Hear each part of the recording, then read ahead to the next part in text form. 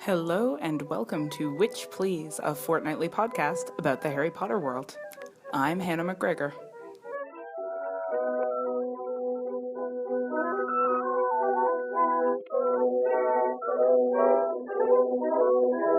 And today, witches, we are bringing you another mini-sode, or I guess technically an extended universe episode.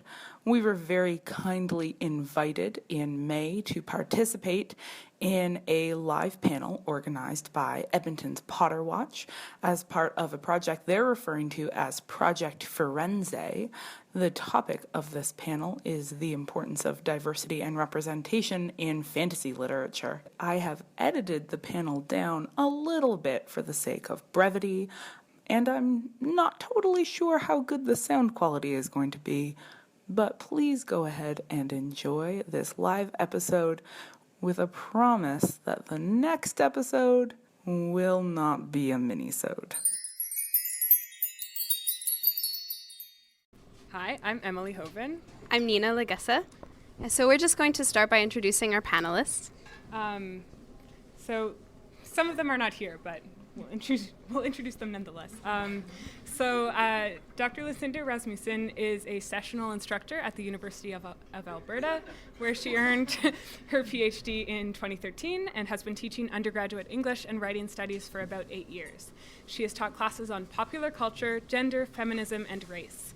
For the past 5 years, she has been teaching a class called Introduction to Aboriginal Literatures. When teaching this course, she asks students to think through ideas about what it might mean to decolonize the study of literature and to think about scholarship and reading practices that might foster good relationships and which are reciprocal. And Roxanne Hard is a professor of English and Associate Dean of Research at the University of Alberta, Augustana. She researches American women's writing and children's literature using cultural studies approaches. Her work has appeared in several journals, including Women's Writing, Jeunesse, The Lion and the Unicorn, Legacy, Critique, International Research in Children's Literature, and Mosaic, and in several edited collections, including Enterprising Youth. Hannah McGregor and Marcel Cosman are the hosts of Witch Please, a fortnightly podcast about the Harry Potter world. Hannah holds a PhD in English literature, and Marcel is a PhD candidate in the same field. When they aren't making podcasts, they both teach and research at the University of Alberta. So we're going to begin by just reading one excerpt from J.K. Rowling's Magic in North America, which was published on Pottermore earlier this year. And so this section is from the 14th century to the 17th century in her wizarding world. And so she writes, "Though European explorers called it the New World when they first reached the continent, wizards had known about America long before Muggles. Note, while every nationality has its own term for Muggle, the American community uses the slang term no-mag, short for no magic. Various modes of magical travel, brooms and apparition among them, not to mention visions and premonitions, meant that even far-flung wizarding communities were in contact with each other from the Middle Ages onwards. The Native American magical community and those of Europe and Africa had known about each other long before the immigration of European no-mags in the 17th century. They were already aware of the many similarities between their communities. Certain families were clearly magical, and magic also appeared unexpectedly in families where hitherto there had been no known witch or wizard. The overall ratio of wizards to non-wizards seemed consistent across populations, as did the attitudes of no-mags wherever they were born. In the Native American community, some witches and wizards were accepted and even lauded within their tribes, gaining reputations for healing as medicine men or outstanding hunters. However, others were stigmatized for their beliefs, often on the basis that they were possessed by malevolent spirits." The legend of the Native American skinwalker, an evil witch or wizard that can transform into an animal at will, has its basis in fact. A legend grew up around the Native American animagi, that they had sacrificed close family members to gain their powers of transformation. In fact, the majority of animagi assumed animal forms to escape persecution or to hunt for the tribe. Such derogatory rumors often originated with no-mag medicine men, who were sometimes faking magical powers themselves and fearful of exposure. The Native American wizarding community was particularly gifted in animal and plant magic, its potions in particular being of a sophistication beyond much that was known in Europe. The most glaring difference between magic practiced by the Native Americans and the wizards of Europe was the absence of a wand. The magic wand originated in Europe. Wands held magic so as to make its effects both more precise and more powerful, although it is generally held to be a mark of the very greatest witches and wizards that they have also been to produce wandless magic of a very high quality. As the Native American animagi and potion makers demonstrated, wandless magic can attain great complexity, but charms and transfiguration are very difficult without one. So when this was published, there was quite a bit of criticism of J.K. Rowling's representation of Indigenous people on Twitter. So people like Dr. Adrienne Keene and Chelsea Vowell both criticized J.K. Rowling for the ways in which she kind of took spiritual beliefs and practices out of their contemporary context and dropped them into her imagined wizarding world, so taking something real like skinwalkers and positioning it as fantasy. So I think we'll begin our conversation by talking about how the genre of fantasy literature informs an author's responsibilities when it comes to representation in imagined worlds. So do they have different responsibilities when they're representing people in these imagined worlds as opposed to in something like historical fiction? Do you have anybody in mind who you want to answer first? Anyone.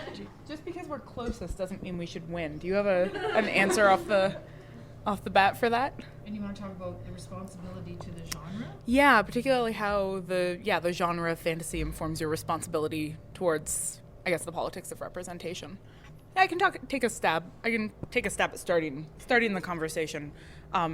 Because the thing, I know we were talking about literature, and I will try really hard to keep my answers focused on literature, but I keep thinking of the whole Game of Thrones representation of sexual violence debate, right, where people are talking about why it is that in a fantastical world, certain forms of violence get reproduced as though they are natural and innate in human interactions. So within the genre of fantasy, you have a huge amount of free play, and you don't have to reproduce the world as it exists. And so an insistence on reproducing a sort of patriarchal world in which women are defined through availability to violence is itself a political argument.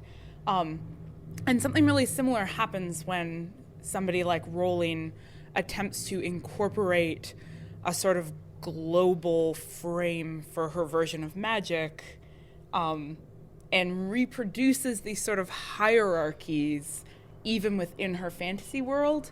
It ends up naturalizing those hierarchies and insisting that there's something innately different about, say, Indigenous culture versus European culture that can be mapped out according to wand possession or wandlessness. So, I mean, yeah, like the short answer is I think that you have a huge amount of responsibility to think about the political implications of what versions of reality you do and do not reproduce in your fantasy world. But also, I just think that there's this laziness in that kind of fantasy that's like a failure of imagination, right? That's just like, oh, well, obviously, we can only think through a version of indigeneity within a fantasy world that is somehow less than the Imperial European version. My response to magic in North America is one of profound disappointment. I feel like my kid really let me down. Okay, well, I've taught Native literatures and children's literature for over a dozen years, and I'm currently immersed in a research project on Native children's literature. So it brings together two streams of research and teaching that I've been working within for a long time. So settler culture people and Anglo-Euro people can certainly write literature that includes Native peoples, First Nations, North American peoples. We'll just start with that. I find borders arbitrary, but oceans not so much, so I tend to stick to this side of the pond. That's legit.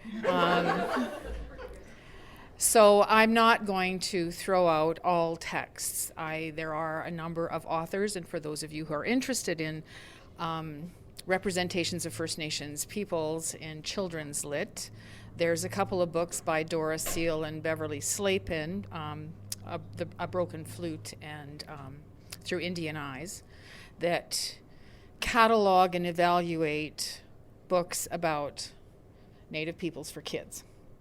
And they don't diss anybody who's Euro, white, Western, whatever, who's been writing this stuff. They do comment that Laura Ingalls Wilder should have been skinned by the Osage people when they had the chance. And I don't disagree. So I guess you're taking your question about genre as a starting point. Rowling's first responsibility is to these living traditions and cultures. These people are not gone. They're not the druids that she was playing with wholesale in the Potter books. These are people who, these are their beliefs and practices, as Lucinda, or as Adrian says in some of her postings. Rowling doesn't even have a right to know about the skinwalkers. This is insider information. So in terms of drawing on North American Native cultural traditions and histories and practices, you need to kind of be on the inside to do this. So to write fantasy about this stuff, you need to be of the people. This is going to go badly. Just saying. And so what I wanted to bring, because I don't work on Rowling, I'm an Americanist. I don't work on the stuff from across the pond. I have read the Potter books. I've enjoyed them. I like the films. It's all good. It's not where I spend my academic energies. So I came here thinking I would like to just talk to you about places that you folks, with your deep interests in YA fantasy fiction, can go if you're interested in what a Native author can do with his or her traditions and spiritual values, because there's a lot of really good stuff out there. And the other thing I wanted to talk about, and I'm just going to hand this to Lucinda for a while, because I could, hang on to it all night. And the other thing I wanted to talk about is how we as readers, as outsider readers from the looks of this room, need to walk that fine line where we understand that, yes, that Jo here is writing a fantasy, but it's deeply invested in beliefs that are not seen as fictional or fantastical or even really supernatural. They are natural in a super kind of way. All right, so my next question is, in the Harry Potter books, J.K. Rowling borrows lots of myths, legends, and sometimes historical figures, real occultists, alchemists, sometimes stories from other nations' cultures. You sort of answered my question of what do you think is an appropriate amount of myth borrowing by speaking to incorporating actual, or using actual Native history as sort of fiction, but I'm curious to know had this Indigenous background story, I guess, been a part of Rowling's Harry Potter narrative, would it have been appropriate to incorporate Indigenous history into the Harry Potter universe? And at what point does it become dangerous territory? Okay, so I think that's a really, really interesting question, and I think if I'm understanding it correctly, what you're asking is if she had talked about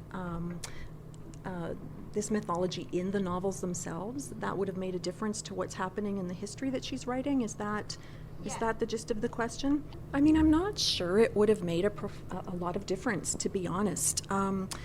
I think it's just by virtue of her position as an author who is outside Indigenous culture, that's constructing very, very sort of dangerous territory for her. I think that there are ways she could go about that, but I think that your question would be one that depends a lot on her approach, right, and what she's going to do in terms of establishing relationships with Indigenous people as she tells and borrows from their myths. And so part of what I had as introductory comments to this was something along the lines of, thinking of J.K. Rowling and other fantasy authors as people who are doing a particular kind of research. And around that, I started to think of the things I've been reading on decolonization pedagogies, right? And how researchers, and I hope I'm not repeating what others have said, and I may be, but how researchers have this a particular, non-Indigenous people who are positioning themselves as speakers about Indigenous people. I think they would have particular responsibilities in that. And I'd like to just read 3 questions that I wrote in terms of, let me just collect my thoughts here. These are from a book called Settler Identity and Colonialism. It's by Emma Battell and Adam Barker. And they're writers who are settlers, and they're talking about appropriation and what that is, right? And so they talk about appropriation as being, of course, territory and belongings, but that it can also be ideas and concepts. And I'm just going to read a bit of a quote from them. It says, Indigenous ways of knowing are complex, and they have the potential to reveal a great deal about human-environmental relationships, social practices, and time and space. And she speaks of, and they speak of settlers who perceive a value in Indigenous thought, and often without intending to offend or cause harm, because by virtue of this sort of settler-Indigenous dynamic, they are exerting their power as part of a dominating society to take these concepts for themselves. And that these practitioners, they may even, be saying that they honor Indigenous people, but in effect, they're doing something really different, which I think is what was being said as I kind of came in the room, this idea that they're borrowing, they're stealing. It's kind of a cultural theft, right? And so, as I was reading the internet and looking at what people were saying and in defense of J.K. Rowling, a lot of it was, well, she's actually honoring Indigenous people as she does this. But we can't get outside the idea that in this particular instance, things change a little bit, that by virtue of that sort of settler dynamic, she is doing more of an appropriation. So the questions around that are, I think what she would need to do is kind of ask, if she were wanting to do this kind of research in a particularly respectful way, she might want to be thinking of things like reciprocity, and what can I do as a teller of these stories, as a borrower of these stories? What can I do not only to benefit myself and, a sort of mainstream readership, but how can I also benefit Indigenous peoples, and what can I give to them? And finding ways of involving them in the process. And so it does sort of involve a kind of rethinking of how you approach stories and how you approach knowledge, and thinking through things like Indigenous people are keepers of oral traditions, right? But it's a settler thing. It's a colonial thing to write things down and to claim copyright and say, I write things down so I own it, right? So there's different rules, and that really complicates things. So I'm aware that the little bits of writing in the history are quite short. So she didn't have a lot of space, or she didn't take a lot of space to do the job. But there's a lot of different peoples in North America.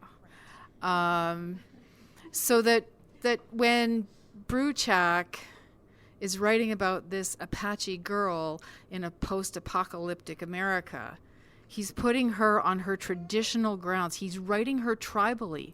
Rowling has shown no inclination to even understand the differences between one tribality and another. She's not being specific. It's just one big old melting pot of Indians. And that specificity needs to filter all, it's territorial, it's spiritual, it's historical, it's cultural and traditional. So Aaron Paquette, who's not here yet, but his book is great, he's Cree. So we have a Cree family merging into the multiple worlds of a fantasy. One novel that I worked on a few years ago, and I'm still kind of bashing it around, is written by a Pulitzer Prize winner, Michael Chabon, who generally writes for adults. But he wrote one YA fantasy, and it's called Summerlands. And it is one of those West Coast, it's looking at specific West Coast tribes, their involvement with settler peoples, saving the world. It's a wonderful fantasy novel that features First Nations protagonists and also settler protagonists, and uses the trickster figure Coyote in some really interesting ways. I highly recommend it, but I'm not completely convinced he got it right. And I don't think he got it right all the way through, but at least he tried. He ticked off the boxes I would want to see him ticking off in terms of location, territory, traditions, all of those things. That's how you go about honoring First Nations peoples. First of all, you look specifically at who you're dealing with. Is it Cree? Is it Apache? Is it Abenaki? And then you have to work from there. It's a lot of work, and it's not looking like Rowling is looking to do that much work. I think there's not a whole lot that I would add. I guess what I do want to add, when Hannah and I have talked about this previously, a couple of things that I think are probably worth repeating were one that Rowling has lots of money, and if she had wanted to, she certainly could have hired research assistants who are experts in this field, and that would have... Yeah. Employed academics. Yeah. So, in terms of ways to do this properly, even if she herself does not have the time or the inclination to immerse herself in learning how to be an appropriate non-Indigenous writer writing, or being a non-Indigenous writer writing appropriately about Indigenous cultures. And the other thing, and this is the one that really I think is probably the most disappointing, because I think it is what has backed her the furthest into the corner, and it's that the pieces that she published on Pottermore are published as having been written by her, and not as having been written by fantastic magical characters who could have gotten it wrong. And so what it does is it changes the authority of those pieces, right? So if, for example, if we think about the Harry Potter series and the ways in which the characters come to realize that the history of magic, which they've all been studying, or rather Hermione is the only one who's ever read it, has read like year after year, Hermione really goes through a lot of crises coming to realize that the history of magic is not a reliable source of information. It's limited. It tends to portray wizards and wizarding history in a specific light that misses a lot of other groups of people and species. And I think that if Rowling had done something similar, that would have really opened up a lot of exciting opportunities for doing exactly that, having these more specific forays into different types of Indigenous magic. Yeah, it's actually textualized in the 7th book in the form of a dispute over the history of goblin-wizard relations. There's this whole thing about how goblins and wizards have different understandings of property, and how wizarding history is a deliberate misrepresentation from the perspective of goblins, a deliberate misrepresentation of the interactions between. So it's like she does textualize in the novels the issue of historical representation and misrepresentation, which is part of what makes these stories so disappointing, because they're really stupid. What was the other? There was one other piece I was going to add. Oh yeah, it's the response, right? When we're thinking about relationality, right, and respect, and we're thinking through the problem of a massive appropriative settler misstep like the one that Rowling has made.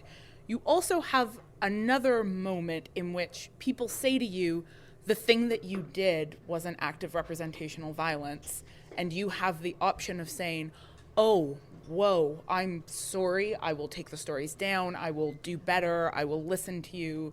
Like, there are also possibilities for response. I think that we live in a really complicated world, and we're all going to screw up at some point, and you always have the option of, when somebody says, oh, the thing that you did was hurtful to me or violent to me, then you have always the option of saying, I'm sorry, I will do better.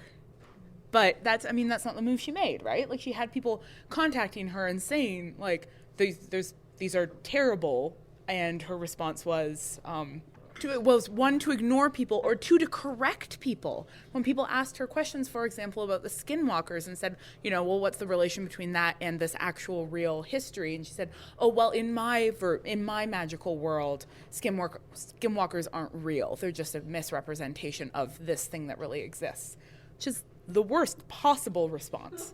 So, now.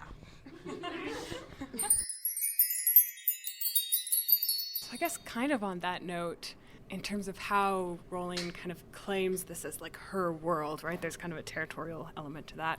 I'm curious about, I don't know, like, do you think that magic in North America is kind of working in some ways as a tool of colonization? Like, I'm thinking about like in 19th century Canadian literature, how you use like literature as a way of kind of building the settler colonial state.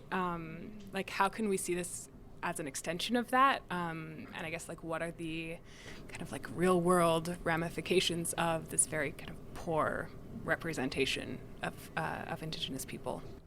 I'm just going to say briefly that I think it's exactly colonization.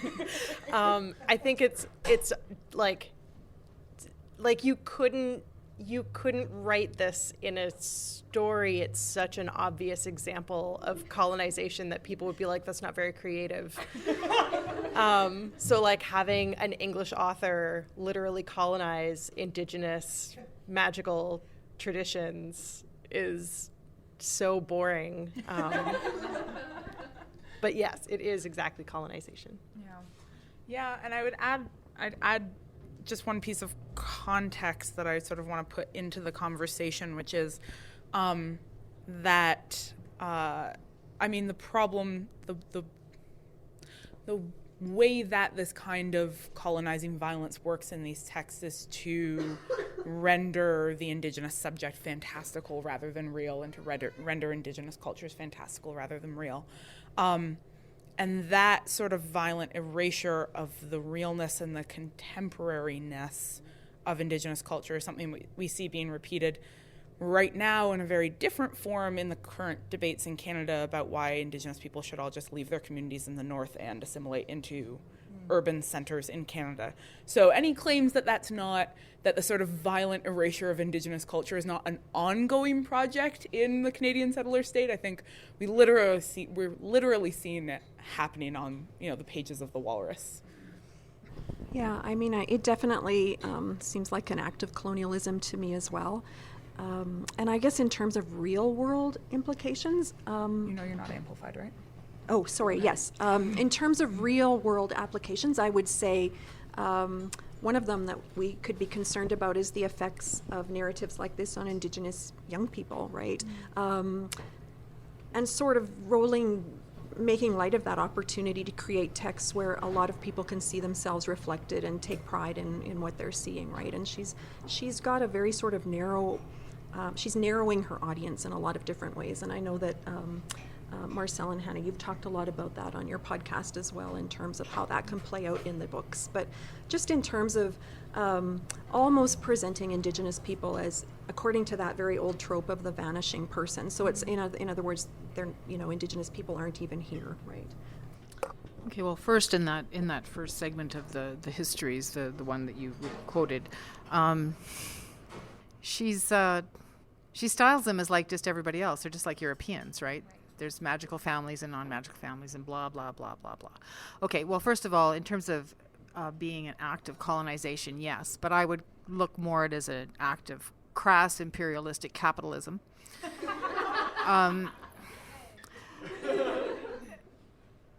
The works that I study by these authors and others are deeply invested in Indigenous oral traditions, whichever one is specific to the specificities of the peoples and tribes and locations in which the text is set. So, and the oral tradition is meant to teach. So in any of these texts, I mean, Rowling plays with the story within a story in many different ways and in interesting ways.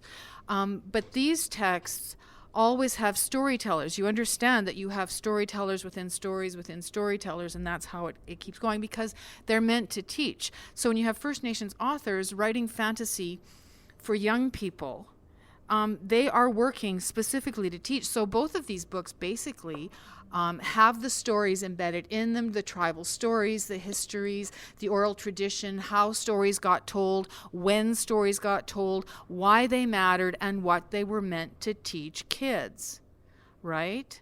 So when you get to somebody who's not a fantasy author, like Louise Erdrich, and she has, this is from the newest one of the Birchbark House series, there are elements of the supernatural embedded. But you also learn in those stories what these kids are meant to understand about their cultures and histories. And you get the details of the stories. You learn that certain stories are only told in the wintertime. Other stories are only told in the summertime. And there are reasons for that. And that they teach children to be in tune with their people, with the natural world. I mean, basically, these two books have the same message. We probably shouldn't destroy the planet. It's the only one we've got. It's kind of a good message. I'm not getting that from Rowling.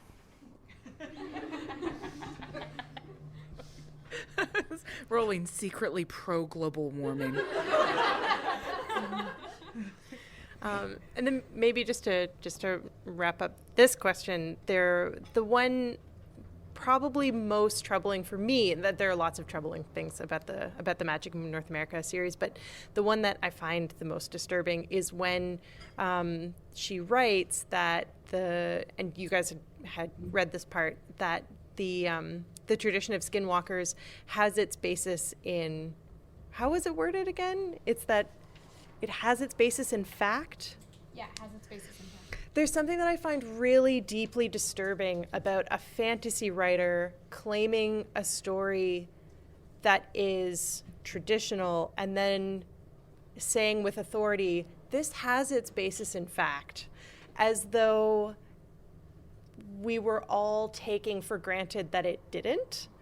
So I don't really know how to explain the layers of what makes that really complicated and troubling and colonial, but because it's within sorry. I wasn't done. Sorry. You as the white appropriating author don't get to decide what has its basis in fact and what does not, but to also then put in your magical fantasy series that it actually is factual. That's not okay. So we're going to talk about the next sort of passage, and it's about scourers. I'll just read it out just for some context. So the last and probably the most dangerous problem encountered by wizards newly arrived in North America were the scourers. As the wizarding community in America was small, scattered, and secretive, it had as yet no law enforcement mechanism of its own. This left a vacuum that was filled by an unscrupulous band of wizarding mercenaries of many foreign nationalities, who formed a much feared and brutal task force committed to hunting down not only the criminals, but anyone who might be worth some gold. As time went on, the scourers became increasingly corrupt. Far away from the jurisdiction of their native magical governments, many indulged a love of authority and cruelty unjustified by their mission. Such scourers enjoyed bloodshed and torture, even went so far as trafficking their fellow wizards. The number of scourers multiplied across America in the late 17th century, and there is evidence that they were not above passing off innocent no-mages as wizards to collect rewards from gullible non-magic members of the community. So, we can see that J.K. Rowling shifts the focus really quickly from the arrival of white settlers to the New World's, internal conflicts that center around witches and wizards rather around white settlers and native peoples. So it seems as though scourers are lifting some of the responsibility off of colonial inquisitors for the witch trials. So do you think that magic is Rowling's easy way out for the atrocious actions and motivations of behind mass violence, or do they help explain it well to a younger audience in a fantastical context? We've been talking, as we've been reading through the 7th book, about how magic is used to unpack the really complex relationships of power in European society, and what the book does in terms of, there is this fascist reading available of Voldemort and the Death Eaters, that the sort of wizard rise over the Muggles, but layered onto that is the fact that wizards themselves have also been, within her world, wizards themselves have also been subject to violence from muggles. And so that's a sort of violence that is itself a response to a history of violence. It's a people who understand themselves to have been oppressed, turning back and responding to that oppression with another form of violence that I think plays out in ways that make sense in a European context, because of the complex relationships between nation states in Europe and the particular kind of histories that happened there. I think Rowling is really, really good at using magic as a device for working through the complexities of violence in European history. The problem is that she then attempted to just pick up that set of structures that she created in a very particular cultural context and just plop them right down somewhere else. And they don't work to explain North American history. They don't apply in the same ways. She would have had to do the same kind of, comes back to research, right? She would have had to do the same kind of research about North American history that she clearly did about European history to write her 7 huge books and didn't bother. So I think, yes, magic can be a great way to work through really complex histories, particularly for a YA audience and for an adult audience, right? Fantasy is a great way to sort of reimagine the world and reimagine ways of thinking through forms of violence. But I also think that you are absolutely spot on when you say that the sort of picking up on the moving so quickly into the whole sort of Salem storyline is a sort of a cheap and lazy move that I think lacks any of the sophistication we see in the series itself. Which is like, I'm enjoying this like whale on Rowling thing that we're all doing, but I do think that there's a great deal of sophistication in the original series that's just so like astonishingly missing in the magic in North America. I'll pick up on that point. I'm an early Americanist, and setting everything she's doing with Native populations aside, a lot of innocent people died in the Puritan witch hunts. And what about them? I mean, I just saw the Crucible stage in New York, and it was like, yeah, okay, that's bad. This is not good. Other than that, one thing that she could be doing that maybe she will do in a much more thoughtful and sophisticated manner, the Scourers, from the little she's written about them, kind of reminded me of the carpetbaggers that happened during the Reconstruction period after the Civil War. Mostly European, well, all white certainly, but mostly like recently European settlers who were profiting off of the misery of everybody in the South. There could be some nice parallels there that she could play out in the way that she did with European politics in the Potter series, but so far I'm not seeing that kind of, she's not putting her back into it yet. And I'm not convinced she will, because I'm pretty sure that these stories were just set up for the movie. And I really doubt that Fantastic Beasts and Where to Find Them is a film that's going to have a more respectful engagement with Indigenous culture. Prove me wrong. I don't really know what to make of this, but there's also the fact that the way that she deals with the Salem witch trials is contradicted by her. I'm sorry, I'm so distracted by the people who are like obviously trying not to be distracting, but at the same time I'm like, what are you doing? Did you drop something? Tiny little I know. I'm around a 6-month-old all day. I'm just like, what's that? Anyway, sorry, what I wanted to say is that, it is confusing to me that the way that she deals with witches in North America, or witchcraft in North America and the Scourers, etc., is contradicted by, I can't remember which early book, it's probably either the first or second one, but somebody in the history of magic class or writing an exam or something or maybe they're writing an essay, it's about the fact that real witches weren't actually hurt by the fires that were used to execute them. Anyway, and it's sort of like the way that it's dealt with in the early books is a kind of like, don't worry, they were fine. But then we get into this and it's like, no, you weren't fine, but which one is authoritative, because this one has your name on it and so does but the History of Magic didn't. I don't know. Does the magic in North America imply that the only people who died in the witch burnings were not real witches? No. Is that, or does it say that the witch burnings actually successfully resulted in the deaths of witches? Yeah. Yeah. Okay. So we've got obviously continuity errors, which are the greatest sin in a fantasy series. So in Witch Please, Hannah and Marcel, you talked about kind of indigeneity and representations of it in like Harry Potter proper, not in this Pottermore thing.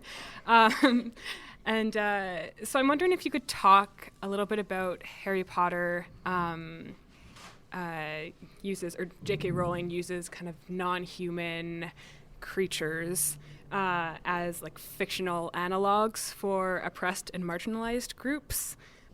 The person who, I don't know if you or I would have noticed this had our friend Sylvie not pointed it out to us. We probably would have, because we were on the lookout for things like this. But anyway, before we started the 5th book, our friend Sylvie pointed out to us that the representation of the centaurs was like really, really heavily based on tropes of indigeneity.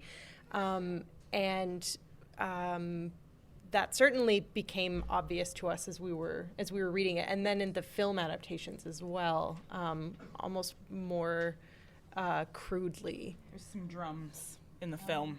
There's some troubling drums. Yeah. I'm so sorry. What was your question?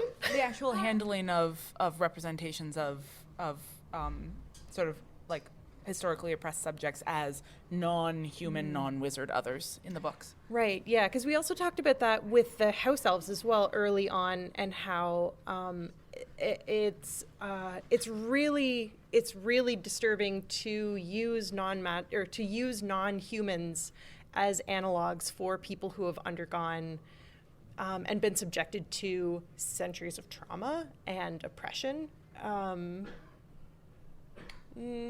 Yeah, I mean, so we talked quite a bit in the podcast about, for example, about goblins as the Jews of the Harry Potter series. Mm-hmm. Not because we think that's funny, but because they are constantly described using deeply anti-Semitic tropes. Mm-hmm. And we've talked about centaurs and sort of tropes of indigeneity and the house elves, and it is really troubling because of the ways in which the histories of oppression tend to dehumanize racialized others and use animalistic tropes as a way of discursively excluding people from the category of the human. Mm-hmm. And so we stumbled across a moment like that was really hard to parse in the 7th book when Bellatrix, who is, one of our bad white Slytherins, the Slytherins are supposed to represent the way bad white people relate to minoritized others, and how Bellatrix calls Dobby a filthy little monkey. And that was a really hard moment to read because the house elves have already been charted against histories of slavery so consistently that to then have one of your characters use the same kind of racial slur that's deployed against Black people against the house elf, but the house elf is non-human, it gets very messy. Right? This sort of the kinds of tracking of the non-human against the oppressed in the books gets very messy. And I think that the books sometimes actually do a really good, if you give them a little bit of a resistant reading, do a good job of getting at the messiness from the perspective of the white protagonist who, like we see Harry struggling with being told that he needs to stop, for example, being racist against house elves, but then struggling to actually embody that, right? That he knows that it's bad. He's been told by people who he respects that it's bad, but we still see like the profound internalized racism in his response to house elves like creature.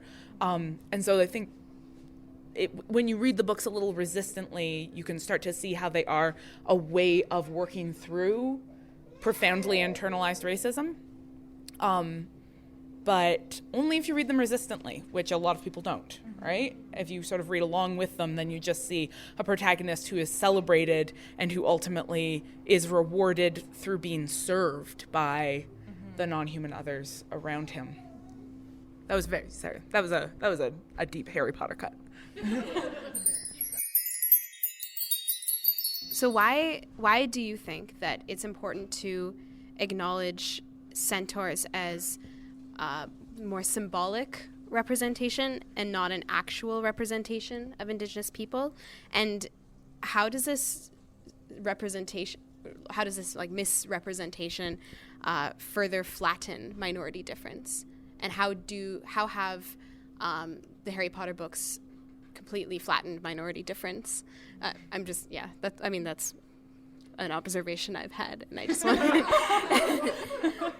want to see how you respond to that.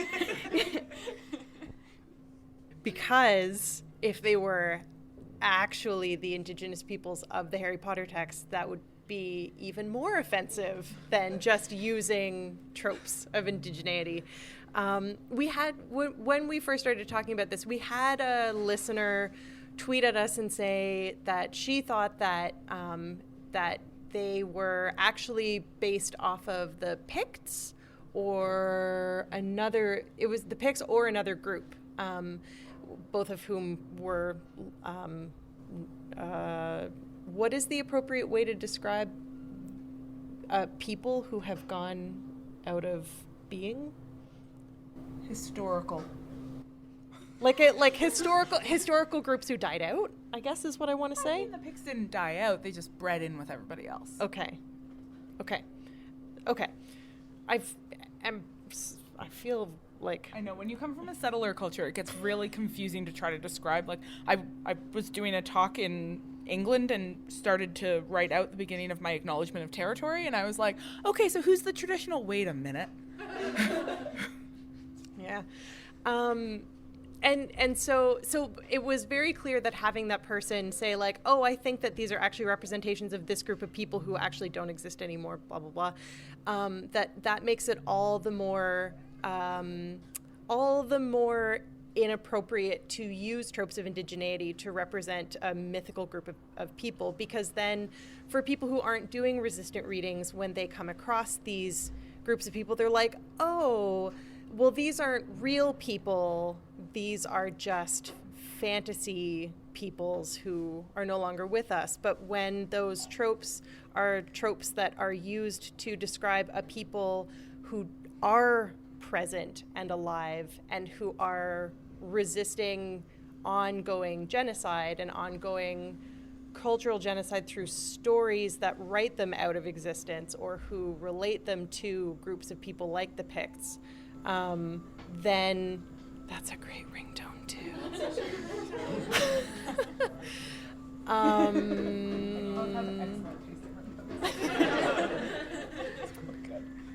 I'm lost now where I am. The point, I guess the short version of the point that I'm trying to make is that nope, I'm gone. Yeah. I don't know where it is. Yeah, I would be interested in hearing you say more, Nina, about what you see as the flattening out of difference within the Harry Potter series.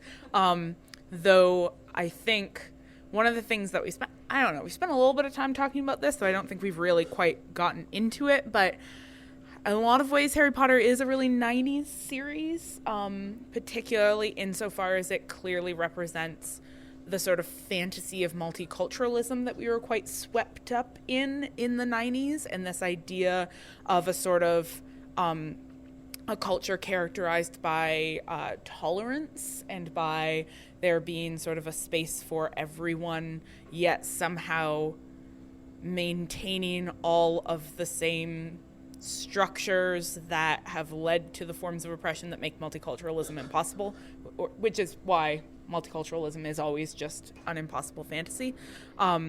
multiculturalism under imperial capitalism. And I think that's part of what you're feeling in the series is that way in which you sort of get to the end and you're like, wait, where was the radical uprising? Like, did the centaurs go back to the Forbidden Forest? Did the house elves go back to the kitchen? Are they making a living wage now? I'm pretty sure Bell Hooks told us that if they're continuing to do undervalued domestic labor, then that's not actually going to create a meaningful difference in the hierarchies that structure their lives. So, is it just business as usual, but you don't have a literal fascist government, and so you feel like that's okay? It's the problem of, like, the return of the Trudeau government after Harper, where we're all like, whoa, he's not a literal fascist, everything's great. And it's like, let's raise our expectations a little. Okay, so before this panel started, Nina and I were talking about kind of the minority representation kind of in Harry Potter, but not actually in the text. So on one hand, you have like the retroactive queering of Dumbledore, where like a few years after the 7th book is published, J.K. Rowling is like, oh yeah, Dumbledore, yeah, he's gay. Didn't you notice? And then kind of on the flip side, you have this kind of fan-motivated reading of Hermione as a black character. And so I guess I'm wondering about, like, is this kind of retroactive kind of inserting of representation, is that actually representation? And are the ways in which you can kind of read representations of yourself, I guess, is that representation more meaningful in the hands of the reader than kind of when the author is imposing that in to the text? I guess just is that when a text makes room for you to be able to read kind of a representation into it, is that representation more meaningful in the hands of the reader? Or, if J.K. Rowling is kind of reading Dumbledore as queer, is that the same? Does that do the same thing, I guess? Yeah. I'm going to say, I think no. I'm thinking of a piece I read a while back. It's by Hiromi Goto, and it's on her blog, and it's called The E-Racing of Race in the Hunger Games. And she talks a little bit about the novel The Hunger Games and how it does a kind of similar thing with not representing diversity in explicit enough a way, right? So I was always kind of bothered by the way J.K. Rowling retroactively had Dumbledore declared him as a queer character, and I feel like that's probably not enough. And what Goto is saying with respect to what I love about her little blog post, if anybody wants to check it out, is that she actually gives a bunch of things that she thinks authors should do to represent diversity in their texts. And it's really, really actually simple things like building in more diversity with respect to the kinds of foods people eat, right? And being more explicit and direct in terms of coding things like, coding ways that people can be different. So I think that in a way, it's kind of really problematic to go after the fact and try to do that, right? It seems like not enough. And readers are really smart, right? They're going to get it if it's there. So give your readers also just a little bit more credit. And sorry to kind of beat up on J.K. Rowling, because there's a lot, a lot that... She'll be fun. Great, right, that's great about the books, right? No, I agree with Lucinda. The outing of Dumbledore after everything was done and the end was written and it was all over was kind of ridiculous. It was diminishing. She could have been brave, right? She could have been brave, and she did it just as Leslie Newman published October Morning, a song for Matthew Shepard. So he's the kid that was beaten to death because he was gay, and this is all happening about the same time. And it just made me think that, yeah, Rowling really could have put some of her money where her mouth is and stood up and done something kind of radical and wonderful all at the same time. See, and the thing about the Hunger Games is that I've always thought that it was just more a subtle. I mean, it's very the cues are very clear if you're reading the trilogy who's black and who's not. And in that way, she doesn't take race off the table.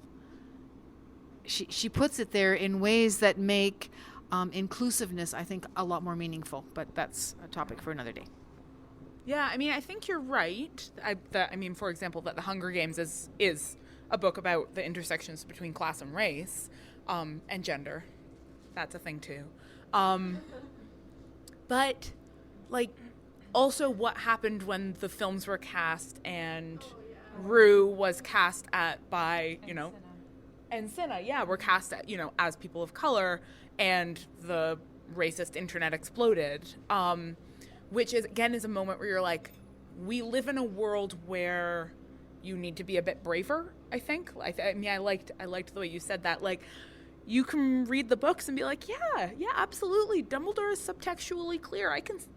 I can see that. Like, that's there. I believe you when you say that's a thing you put in the text.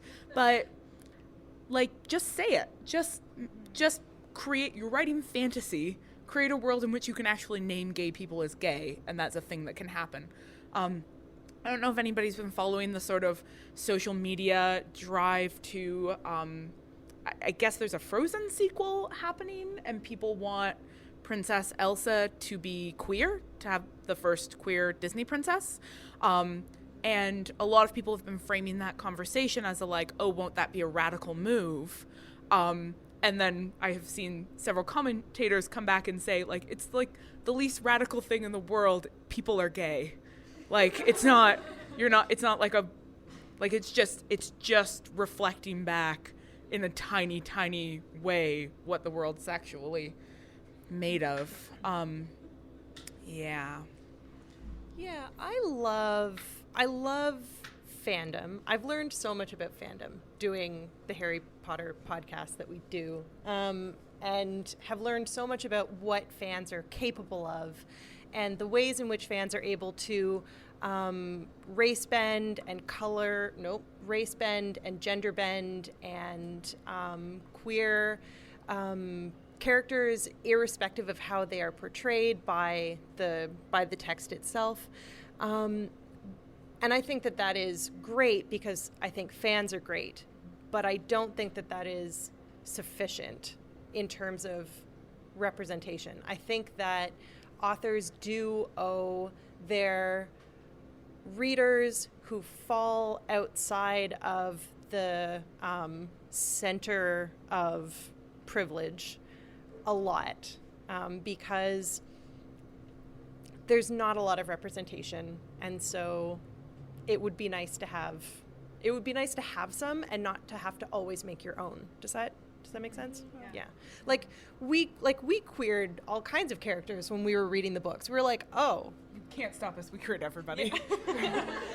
Madame Hooch, obviously a dope lesbian, like, for sure. There's all this textual evidence to support it. So, like, obviously. However, it would have been a lot cooler if, like, that had been made explicit in the text and we didn't have to do it for ourselves. Yeah, J.K. Rowling's been taking quite a beating today. So, curious to know, when do you think Harry Potter and J.K. Rowling, I guess, have done representation right? And, like, glory moments, like the best moments. If there are any.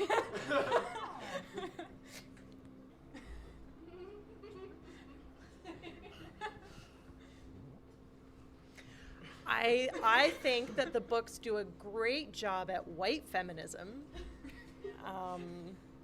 I, however, don't think that that's good enough.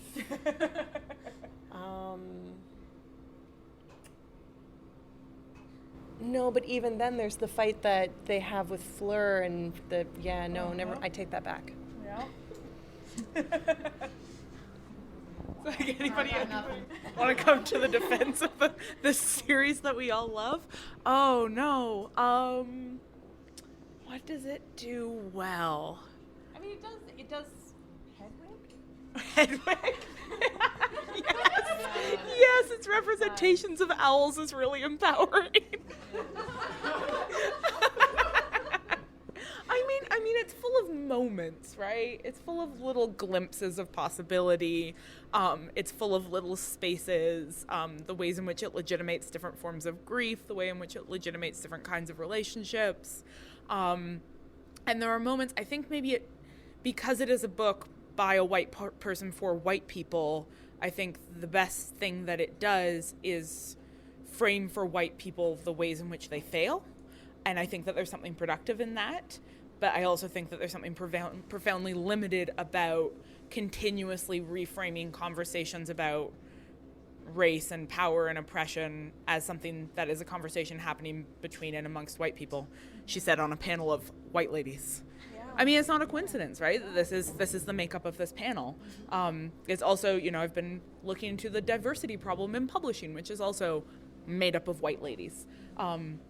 Right? And it's like white feminism still has a chokehold on political conversations in Western culture, as though like suffrage happened and then we just didn't get any further. And I think, just keep trying to, Rowling does a good job on a lot of stuff. I do think she does a good job of white feminism for the most part. And then I think it's incumbent on us to always insist on more. Yeah. All right, so I think we'll wrap up unless anyone in the audience has a burning question. Okay. My biggest problem with Harry Potter is the Battell? Okay, those twins. Because there's only 2 Indian people in Harry Potter in, Britain, and we know for a fact that, mathematically there should be more, right? And there should be more Irish people and Scottish people who don't set things on fire all the time. I also found that very problematic. I don't know if you guys want to speak to the actual the people that we do know that are not white or that are not English in that in the books and how they are represented. In I think one of our early episodes, we talked about the fact that the inclusion of non-white people is really deeply tokenistic, and that doesn't really improve. There are some characters who are better, but then in their representation in the films, they go back to being tokenized, which is the example that's coming to mind is Kingsley Shacklebolt, who in the text is a great character, but then becomes a kind of Samuel L. Jackson stock type in the movies. I just finished reading. I was telling Nina and Emily before this that I just finished reading the first book that I've read, not for a podcast or a class or my own research, in a really, really long time. And I was really enjoying it, but I was trying to do this thing that I've been trying to train myself to do as a reader, which is not assume whiteness as the default of characters, even in books written by white people. And so I started to read the book and, have the first person protagonist and his wife, and he's just talking about them and not describing them bodily at all. And I was like, cool, what are some of the ways I can imagine these characters and what they look like and who they are, and just sort of, undo that normalizing of the white gaze in my own reading practice. But the second the protagonist encountered another character who was a person of color, he made it really clear and proceeded to do that with every character who was encountered in the rest of the book. And so it made it impossible for me. And that's sort of what happens when in a series like Harry Potter, where you could have the freedom to just be I will assume that the population of Hogwarts looks much like the population of the UK, and therefore is diverse and has, particular larger communities that are larger communities in the UK because of its history of imperialism, and not assume that the only Irish character is the one who's really mad about football and trying to make rum in the first time you see him. But the book makes that impossible by so pointedly telling us when somebody is a person of color or from any culture that isn't a sort of, generic white British culture. So there's this way that it really curtails your imagination when that sort of tokenism happens in a series. Okay, yeah, this is about a life situation that I'm in right now. I got a job at EPL. I'm really excited about it. My catchment, so the area that I visit to read stories to is the furthest west you can get. So my catchment includes Enoch, and I'm doing a presentation at Enoch for grade 8s, okay? And it's supposed to be about 100 great books, which I'm not going to go through 100 great books. Yeah. So, I mean, I'm going to be talking about YA Lit, and the first thing that I thought was, okay, I should definitely talk about a whole bunch of YA from Indigenous authors. I'm wondering, though, if that is pandering. This is the first time I've used the word pandering in a sentence, so I don't even know really what it means. But I mean, like, are they going to be like, wow, this is a white girl who's, I don't know, trying to show us or talk about good books in sort of a deprecating way, right? Like a rude way, like, oh man. Yeah, so that's what I would like some comments on. And also any ideas for this presentation. Thank you, Roxanne. I'm like, I think Roxanne has this. I used to be a high school librarian, and I actually built for a First Nations school in northern Saskatchewan their library from the ground up. So the books that you wrote down, the Seal and Slapin books, you should have them in your collection somewhere. So look at them. I can put you in contact with a postdoc at the University of Lethbridge who's actually working with Blackfoot kids, reading with them, doing a reader response study with them using YA fiction written by First Nations authors. This is grade 8. I would say have 50 books by First Nations authors about whatever, and then 50 books by settler authors that are not about First Nations. So that they've got a good, wide, diverse. But it's not pandering when you make sure that your audience sees their experiences reflected in the literature you bring them. So, and just start with Sherman, Alexie, and The Absolutely True Diary of a Part-Time Indian, and you'll be gold. Mm-hmm. I mean, there's a lot of really great stuff you can do. There's Drew Hayden Taylor, who has The Night Wanderer. Sorry, I seem to have a problem with this. Okay, you're just pointing away from you. And yeah, it might be a sort of a subconscious thing too. Like I'm wondering. But yeah, Drew Hayden Taylor's The Night Wanderer, Aaron Paquette's Light Finder are really good. You could look at some stuff even by possibly Richard Van Camp. I don't know. He's done some. I don't know if it's as much young adult fiction as for even younger children. But I think, too, just be really attentive to your room. And I recognize that where you're heading, you can feel a little bit uncomfortable. And sometimes it's just okay to own that discomfort a little bit, and be a little bit honest about it. It's okay, right? You don't have to declare yourself as an expert in Indigenous people's cultures, right? But you do know a lot about books. And you can share a lot of books and titles with people and present it from that sort of an angle, because you have that knowledge. So if you consider us all your students, if you would, what would you say is like a responsible way of reading this literature that we love to read? I know there's a debate of whether you can enjoy something and still think critically about it, or if you just have to kind of ignore it and just go with the ride. So I was wondering what you... So please elaborate then, I guess. And I'll try to hold this still. I got it. You're good. You can talk with your hands. Okay. Yeah. I don't think that it's about ignoring texts, but it's about experiencing as many different kinds of texts as you can. And I know that something that's happened to me a lot, being asked to teach a lot of Indigenous literature, kind of, by default in many ways, because as a sessional, that's what I was assigned for a long time, and now it's something I really love to do. And my own tastes have really evolved with that. I love reading those books now. But I think going back to what you say, Hannah, as well, about always just reading in a really mindful way so that the settler doesn't, or the white person, and settler and white European person are kind of interchangeable in my view, but this idea that we should put that, can we find ways of reading so that identity isn't always at the center, right? And one of the things that Aaron always says about Lightfinder, and I will hope he doesn't mind me speaking for him a little bit, but he says when he wrote the book, it was really important for him to just let it be about Indigenous people without kind of having to declare that identity, right? And so to just kind of think through it in those terms, how can that identity of the settler or the white person not be front and center? And it's actually a really hard thing to do, right?